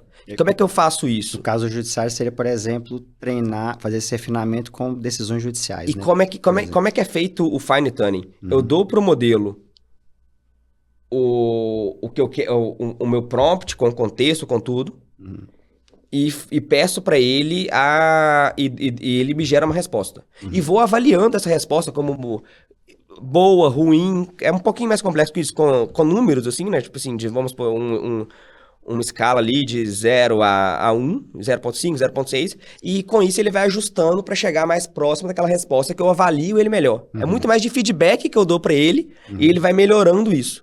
O fine tuning, ele não serve para eu acrescentar necessariamente novas informações ao modelo. Isso é extremamente caro, não é esse o fine tuning disponível. O fine tuning disponível é esse outro. Qual que é o meu problema com o fine tuning? O fine tuning que eu faço de um modelo, eu não aproveito para o próximo. Então, vamos supor que eu fiz um fine tuning do GPT 4.1. A OpenAI lançou o GPT 5. Eu não aproveitei nada do fine tuning do 4.1. Eu tenho que refazer todo o fine tuning no 5. A OpenAI lançou um 5.5. Perdi tudo que eu fiz no 5. E as Big Techs têm lançado, e mais do que isso, elas lançam dentro do mesmo modelo snapshots diferentes desse modelo, são versões desse modelo. Que a gente só consegue ver isso na API mesmo, que ela é numerada de data. Mas o GPT-4, por exemplo, ele teve uns 20 snapshots. Cada mês, praticamente, a OpenAI atualizava o modelo. Ainda que ela chamasse de 4O, que é o Omni, o modelo era diferente. Então, você percebia algumas mudanças. Quando você entra lá na plataforma, você vê a versão, né? A versão do dia tal. Versão do dia tal. Esses snapshots eu perco no meu fine tuning. E o que eu percebo é a própria evolução das Big Techs de deixar os modelos melhores a cada mês é mais útil do que esse fine tuning. A versão do mês seguinte, sem fine tuning, performa melhor que a versão do mês passado com o fine tuning. E depois que você fizer o refinamento na versão nova, quando você acabar, já saiu a próxima. E esse refinamento não é barato. É questão de... Pode chegar a milhões o custo disso. Então, o refinamento... O fine tuning não foi uma técnica que... O fine tuning deu muito certo para casos que são muito específicos e não sofrem atualizações. A atualização não muda. Vamos supor, eu vou fazer um chatbot de suporte. as informações de suporte daquela empresa não vão variar tanto. Eu não preciso de um modelo que tenha informações atualizadas, como no direito eu preciso. Um snapshot do modelo novo, para mim, é mais importante do que o modelo anterior.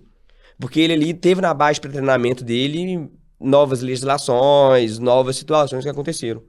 Então, pro direito brasileiro, eu ainda não acho que a gente tem modelos maduros o suficientes para utilizar a técnica de fine tuning. Mas agora, por outro lado, a imensa maioria dos usuários que são fãs, né, do Minuto AI reportam que gostam muito em razão de não precisarem dominar engenharia de prompts.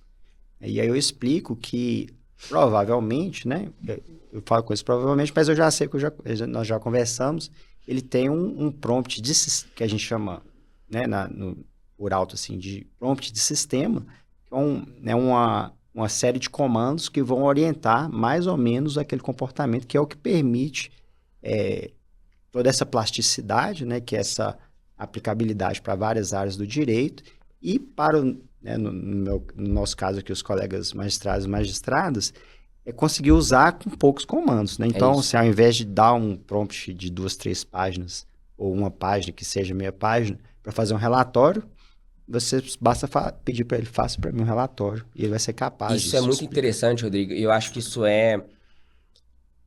Acho que a gente já abordou... Tem uma reflexão que eu venho fazendo, vou sair lateralmente para voltar nesse assunto que você está falando, que é por que em 2025 a gente começou a utilizar a inteligência artificial no direito de forma séria? Eu atribuo isso a 3 fatores. O último é a conexão que eu quero fazer com você. O primeiro é a queda do custo de tokens. O custo da inferência de 2022 a 2024, no relatório da Stanford, caiu 280 vezes. Para eu fazer uma inferência em 2022 e em 2024 com a mesma grau de inteligência. Um segundo fator é a própria regulamentação do CNJ, que dá uma segurança muito grande. Sim. E o terceiro é a evolução da inteligência dos modelos. Os modelos são mais inteligentes.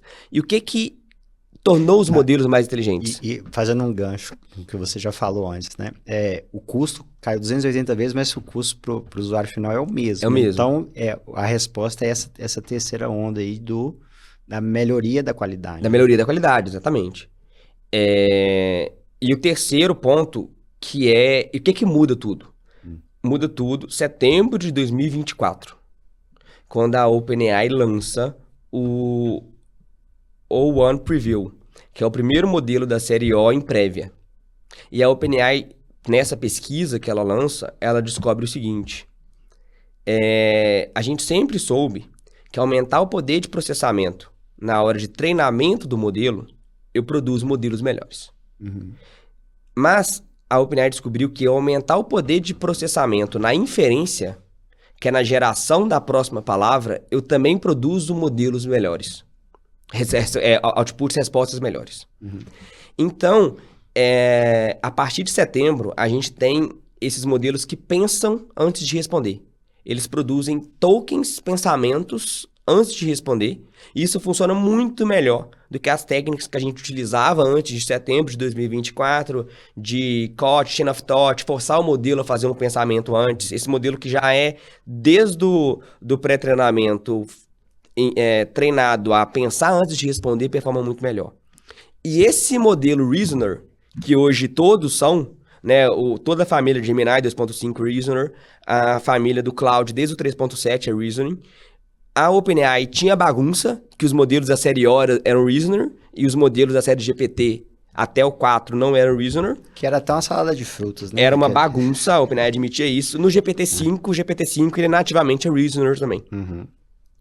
Então, a partir dos modelos Reasoners... Tinha aquela história, né? Você tem que dar tempo pro modelo pensar. Né? Tem que dar tempo. Porque o modelo tinha um tempo programado, você tem que dar a resposta, você tem tanto tempo de processamento, você tem tanto poder de processamento para dar a resposta, e aí descobriram essa estratégia. Isso é humano também. Se você pensa assim, o que você prefere? Vou te fazer 2 perguntas, você vai responder rapidamente para mim. Você prefere banana ou morango? Banana. Ótimo. Agora a segunda pergunta. Me explica as causas da Revolução Francesa.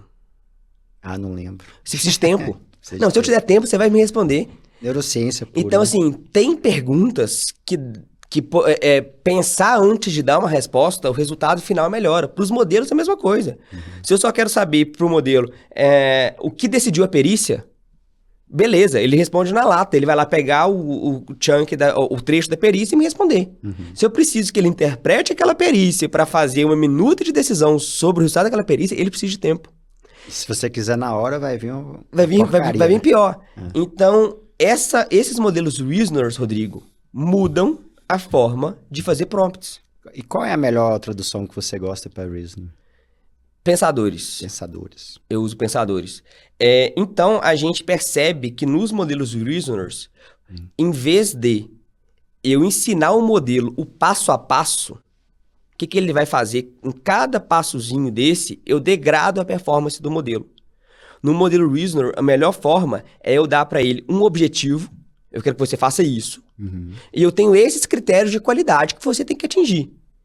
A decisão tem que abordar esse tópico, a decisão não deve abordar tempestividade, a decisão deve analisar esse e esse fundamento. Então, assim, eu estou colocando meus critérios de qualidade, mas eu não estou ensinando o modelo como pensar.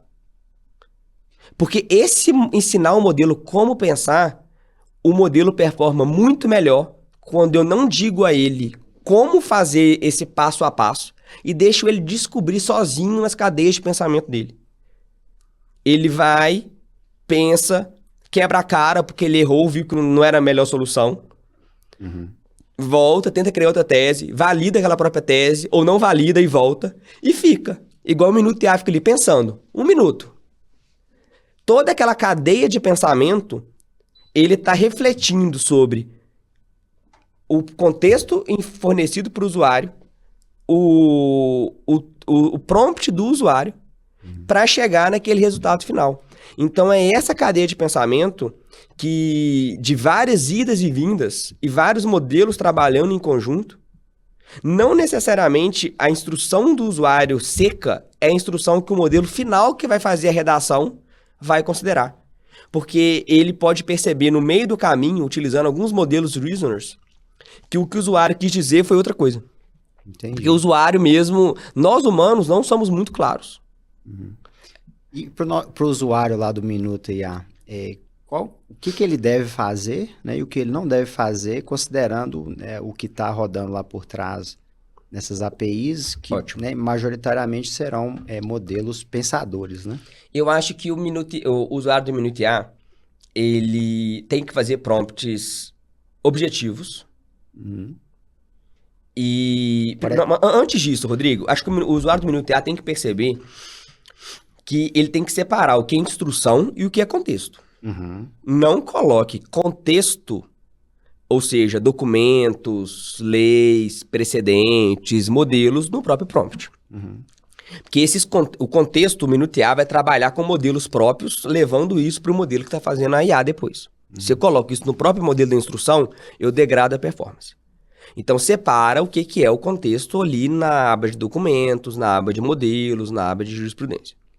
Nas instruções, as instruções elas têm que ser objetivas. Não necessariamente isso quer dizer curtas. Mas por quê? Porque eu tenho que dizer tudo ao modelo que eu quero. E muito de tentativa e erro. Tem que fazer, olha, ficou faltando isso. Na próxima minuta, que eu vou pedir para ele, eu vou inserir essa frase a mais. Porque ficou faltando isso na minuta anterior que eu fiz. E o usuário vai aprendendo, é muito legal, tanto que os usuários falam assim, nossa, o Minuto IA essa semana está performando melhor, vocês mudaram alguma coisa? Não. Você aprendeu a fazer prompts melhores na tentativa e erro, que é o normal de interagir com a inteligência artificial. Inclusive, é uma dúvida que eu vejo que é muito comum, as pessoas perguntam, se eu ficar fazendo alterações, né, na minuta, aí cada interação dessas alterações vão cobrar como 1 minuta? Não cobra como minuta separada, mas tem uma questão importante, Rodrigo. Na revisão da minuta, a gente vê ali que o Minuto IA gasta menos poder de processamento. Ele revisa a minuta em 5 segundos, 6 segundos. Para fazer a minuta, no grau de esforço 5, ele gasta 1 minuto. Então, se eu estou alterando substancialmente a minuta, é melhor eu começar uma nova. Para aproveitar desse 1 minuto de poder de processamento sobre todos os ângulos daquela minuta. A revisão da minuta é pensada para alterações pontuais. E não alterações grandes na minuta. Se eu for, de fato, vou por outro caminho, eu crio uma minuta de procedência, agora eu quero de parcial procedência. É melhor começar uma nova, o resultado vai ficar melhor. Certo. E você falou que tem você falou o grau de força, né? De esforço. O grau de esforço, ele está controlando duas Que é situações. um botãozinho que fica lá embaixo, Isso. variação de 1 a 5. Ele está controlando, principalmente, o principal controlador dele ali é quanto poder de processamento vai ser colocado na geração da minuta. Naquela lógica muito simples de que a OpenAI descobriu que quanto maior o poder de processamento, melhor vai ser o resultado final. E isso a gente pode extrapolar, Rodrigo, para outras situações até além do direito. A gente está no roadmap da OpenAI, ele tem 5 passos. Isso desde 2022. O primeiro passo é o chatbot, que são o ChatGPT, interações com chat. O segundo são os modelos reasoners. A OpenAI já previa que são os modelos que são capazes de pensar a nível humano. A gente atingiu isso no ano passado. Em 2025, a gente está finalmente iniciando a era agêntica, que são essa capacidade da IA de tarefas de longa duração, sem supervisão, sem ser explicitamente programado para isso. O próximo passo são os modelos capazes de inventar coisas novas. É como se eu aproveitasse esse poder de processamento, que o minuto IA fica ali 1 minuto para fazer uma minuta, mas eu desse para IA, não pensa durante 1 minuto, não. Pensa durante 3 meses. Mas me dá um experimento que eu possa fazer para conseguir curar esse tipo de câncer. Desenvolve. Fiz o resultado, fiz o experimento no mundo real, voltei os resultados para SA. Pensa mais 3 meses. Sim. E é esse poder de processamento na inferência que vai permitir que a gente chegue nesse SA que descubra coisas novas. Que é o famoso AGI, né? E depois a superinteligência. Esse conceito é muito legal. A OpenAI trabalha com os dois de forma um pouquinho paralela. AGI, né, que é a inteligência artificial geral, que é a inteligência artificial que é melhor do que qualquer humano em qualquer tarefa. É uma definição mais utilizada. Que a maioria das pessoas converge que a gente atinge isso em 2027. E a OpenAI trabalha em paralelo com outro conceito, que é o seguinte. A AGI, o Sam Altman, o CEO da OpenAI, diz assim, o conceito de AGI é muito fluido. Sim. E o conceito de AGI é muito importante para a OpenAI, porque quando a parceria da Microsoft com a OpenAI, a Microsoft tem acesso aos modelos da OpenAI para utilizar, exceto quando a OpenAI declarar, e é o próprio board da OpenAI que declara que ela atingiu a AGI. Quando a OpenAI atinge a AGI, a Microsoft não pode utilizar esse modelo da OpenAI sem licenciamento adicional, etc. Então, aí a OpenAI começou a trabalhar com um outro conceito que é esse roadmap de 5 fases, que é chat, pensadores, agentes, inovadores, que são modelos capazes de pensar, de criar coisas novas, porque hoje o modelo ele repete o que estava na base de treinamento dele. E se o modelo fosse capaz, vamos supor que trazendo para o direito, reforma tributária, ele fosse capaz de criar uma tese tributária que nenhum tributarista humano criou.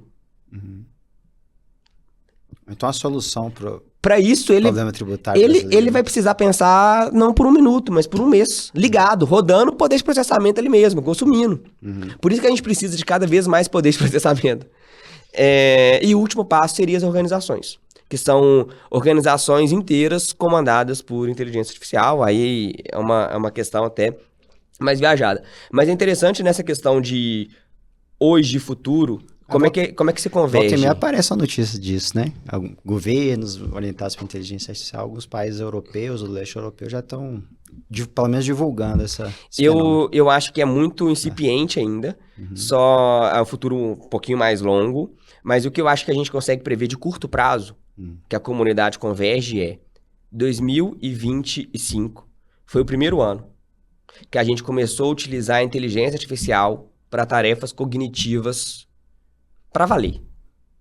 2024 a gente não utilizava a inteligência artificial para tarefas cognitivas reais mesmo do dia a dia. Era muito mais você que era um entusiasta, ia lá, testava, mas assim, no seu gabinete mesmo, todo mundo utilizando, 2025 foi o ano que isso aconteceu. Uhum. 2026 vai ser o ano que a gente vai ter IAs capazes de criar conhecimento novo. E 2027 vai ser o ano que a gente vai finalmente dominar a robótica. E a gente vai ter robôs fazendo várias tarefas pra gente. Porque a robótica é a grande decepção que a gente tem. Né? Se eu te perguntasse em 2015, Rodrigo, o que a gente vai ter em 2025? Um carro que anda sozinho? Uhum. Ou uma IA para você fazer um poema? A gente jamais falaria uma IA que é capaz de fazer um poema. Que muito criatividade, emoção, né? Assim, a IA não vai conseguir imitar essa característica humana. E é isso que aconteceu. A IA é capaz de fazer um poema e a gente não tem um carro que anda sozinho. Porque o Tesla, eu preciso estar com a mão nele a cada 10 segundos, e os táxis lá que andam sozinhos são sandbox regulatórios, né? Em 3 cidades nos Estados Unidos, ultramente controlado. Não é amplamente disponível ao público. Então, com a IA, que é capaz de criar soluções novas, a gente vai, de fato, desbloquear a robótica, e 2027 a gente se espera que seja o ano da robótica também.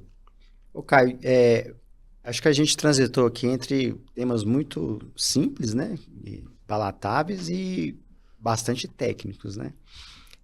Para os dois públicos, né? E também para um público intermediário, né? Do iniciante ao avançado e transitando aí por todas essas fases de evolução, o que você sugere aí de livro, de podcast, né? Que você disse que é um entusiasta, séries, você tem algo em mente assim, que você gosta mais?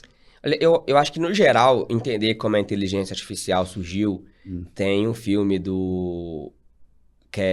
ganhou um Oscar, do Benedict Cumberbatch, que é o do Alan Turing, né? Que ele conta a história do Alan Turing, que é o The Imitation Game, que é o nome do artigo que o Alan Turing publica sobre o teste de Turing, que é uma inteligência artificial e tudo. Eu acho que é uma ideia legal de entender que a ideia de inteligência artificial não é nada nova, né? Ela é algo que remonta à década de 50 e não é nada mais, nada menos do que uma máquina fazendo uma previsão matemática. Uhum.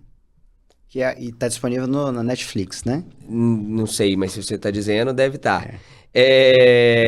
Então, eu acho que é interessante essa percepção, sabe? Assim, a IA, ela não pensa, ela imita o pensamento humano, porque pensar envolve emoção, medo, consciência, né? O tanto que o medo move a gente, o tanto que uma experiência passada move a gente. Só que elas imitam o pensamento humano muito bem.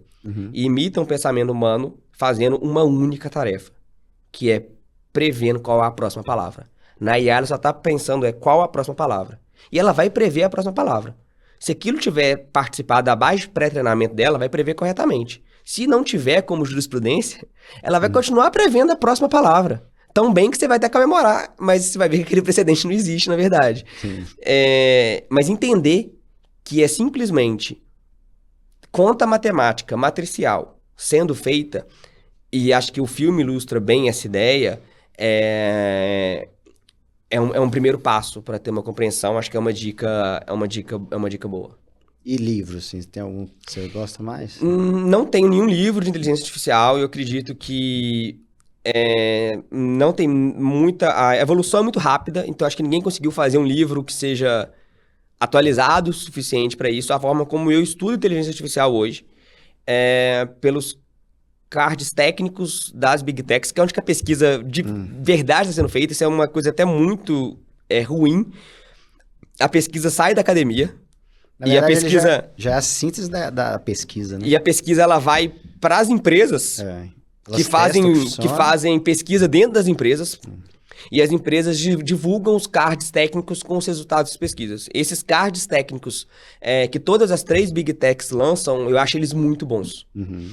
Então, para quem quiser algo mais aprofundado, eu acho que acompanhar o site de research, de pesquisa da OpenAI, da Anthropic e do Google. Volta e meia, alguns canais que eu acompanho de Instagram, né, e outras redes sociais, eles divulgam. A OpenAI divulgou a forma certa de fazer prompts, né? É basicamente a síntese desses trabalhos da empresa, que o que eles fazem é pegar o que é teórico, né, e ver o que funciona na prática, né? E testar ali principalmente o modelo deles. E você falou que você é um grande entusiasta, né, de podcasts, né? Você tem algum aí que você gostaria de recomendar para o Eu gosto de pessoal? ouvir um podcast, mas ele não é. Acho que ele é uma síntese até do que eu sou. Ele não é nem de direito nem de tecnologia, ele é de tudo. Que é o Stuff You Should Know, que é um podcast que tem possivelmente o maior, nos rankings que eu tava vendo, o maior número de visualizações do mundo, e ele é sobre assuntos aleatórios. Por São exemplo, assim. Basicamente, eles podem fazer um podcast em inglês, né? Mas eles poderiam fazer um podcast sobre xícara, um sobre café, um sobre podcast, um sobre televisão. Então, eles pegam um assunto aleatório e exploram aquele assunto na profundidade. E qual é o episódio que você lembra, assim, que você gostou bastante? Eu, Deve ter um eu que acho te que tem marcou, um né? episódio que eu gosto muito, Deve que é ser o de xícara, né? episódio... Você mencionou Não, o xícara. episódio de Darwin eu acho muito legal. Eu acho a teoria da evolução natural de Darwin fascinante, né? Assim, dessa parte de ciência mesmo, como é que Darwin conseguiu construir o pensamento científico dele. É um episódio que me marca bastante deles. Mas é um episódio realmente assim, você quer aprender inglês e um assunto aleatório, eu acho que é um podcast que é muito legal de ser ouvido. Bacana. E, inclusive... Ah, É, então volta assim.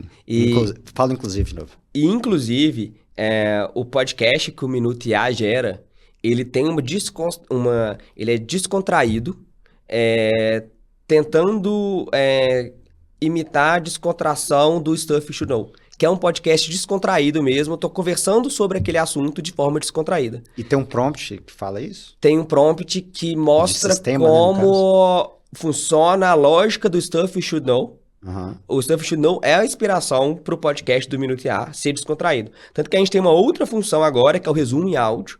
O resumo em áudio ele é sério, como se fosse um assessor explicando o caso, com uma formalidade muito grande. O podcast não. O podcast é para ser descontraído, peguei aquele processo judicial e vamos conversar com ele de uma forma leve, descontraída, que é o estilo do Stuff You Should Know. Uma das finalidades foi proporcionar que as pessoas interagissem com a informação, no caso, um processo judicial, em outros momentos, né? Por exemplo, no trânsito. Eu já até dei essa dica para algumas pessoas. Às vezes você não teve tempo de estudar um processo, aí você, como advogado, está indo para uma audiência, ou como juiz, você vai presidir uma audiência, um júri, e aí você coloca para rodar ali no carro e você vai se inteirar daquela e a limitação vem... Eu usava muito o podcast do Notebook LM, só que ele, em português, não gera podcasts longos e complexos o suficientes. Você já deve ter visto essa limitação também. Por isso que eu criei o podcast do Minuto IA, também para o meu próprio uso, que eu falei assim, eu quero entender esse documento aqui, mas eu quero entender ele em português. Que acho que eu discuti um caso brasileiro em inglês, eu falei assim, não, assim, eu gosto de ouvir caso em inglês, mas se for o caso em inglês mesmo. Uhum. E que com a metodologia que o Minuto IA tem de precisão fática dos documentos. Então, esse resumo em áudio, podcast, consegue fazer ali 20 minutos de análise daquele documento, utilizando a mesma voz do Notebook LM. A gente usa a mesma tecnologia aqui do podcast, que é a tecnologia do Notebook LM, das vozes mais avançadas que o Google tem. Mas podcasts que são longos e são detalhados com a precisão fática, com aquela ideia do processo judicial. Então, Caio, muito obrigado, né, por ter disponibilizado seu tempo, estar aqui com a gente, aceitado o nosso convite, né, de estrear o nosso podcast. Eu tenho certeza que nosso público vai gostar demais de saber quem está por trás, né, do famoso Minuto IA, e principalmente saber que não é um programador, né, é uma pessoa do nosso meio, inclusive é de Belo Horizonte, né? Eu recebi várias dúvidas, né, e perguntando se eu conheço, quem é a pessoa que está por trás. Eu falo assim, conheço e é de Belo Horizonte, e é do direito, né? Então, muito obrigado, e gostaria de deixar para você uma palavrinha final aí para os nossos ouvintes. Obrigado, Rodrigo, novamente pelo convite, por estar aqui.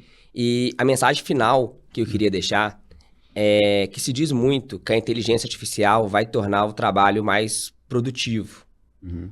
E isso, para mim, é muito óbvio, eu não preciso dizer isso, né? Claro que a inteligência artificial vai fazer com que o nosso trabalho no direito seja mais produtivo, que a gente produza mais no direito e no resto da sociedade. Mas o que eu acho que é o grande diferencial que a tecnologia da inteligência artificial vai finalmente proporcionar para a humanidade e para a gente no direito também em específico, é um trabalho que seja não só mais produtivo, mas que seja também mais satisfatório. A gente só faz algo bem feito se a gente vê motivação naquilo, se a gente tem propósito naquilo. E a geração Z, né, dos nascidos pós-95, veio para dar um tapa na cara da nossa geração e dizer que trabalho não é só dinheiro, trabalho é propósito. Trabalho, eu prefiro, às vezes, ganhar menos num local, mas trabalhar num local que não seja com uma mentalidade tóxica, que eu veja propósito, que eu veja realização, uma transformação no mundo daquilo. E eu acho que a inteligência artificial vai acabar com aquela nossa síndrome de domingo à noite, que assim, nossa, que pena, amanhã é segunda, tenho que trabalhar. De assim, nossa, que bom, amanhã é segunda, eu tenho um trabalho a fazer. Porque a inteligência artificial, ela vai permitir que a gente delegue para ela, inteligência artificial, a parte do trabalho que é chata. E fique com nós, humanos, a parte do trabalho que é satisfatória, que é essa questão de definição de uma estratégia, que é curar qual é a melhor tese para o caso, que é analisar a prova, que é fazer uma audiência nessa interação humana que é tão próprio do nosso direito. Então, eu acho que a inteligência artificial vai permitir que o trabalho seja não só mais produtivo, que é óbvio, mas também tornar o trabalho nosso mais satisfatório para que cada um encontre sua missão, seu propósito profissional. Então, essa é a mensagem que eu queria deixar para todo mundo sobre a inteligência artificial no direito. Então, obrigado, e nós esperamos as próximas novidades, né, do Minuto IA, que vão ser infinitas, né?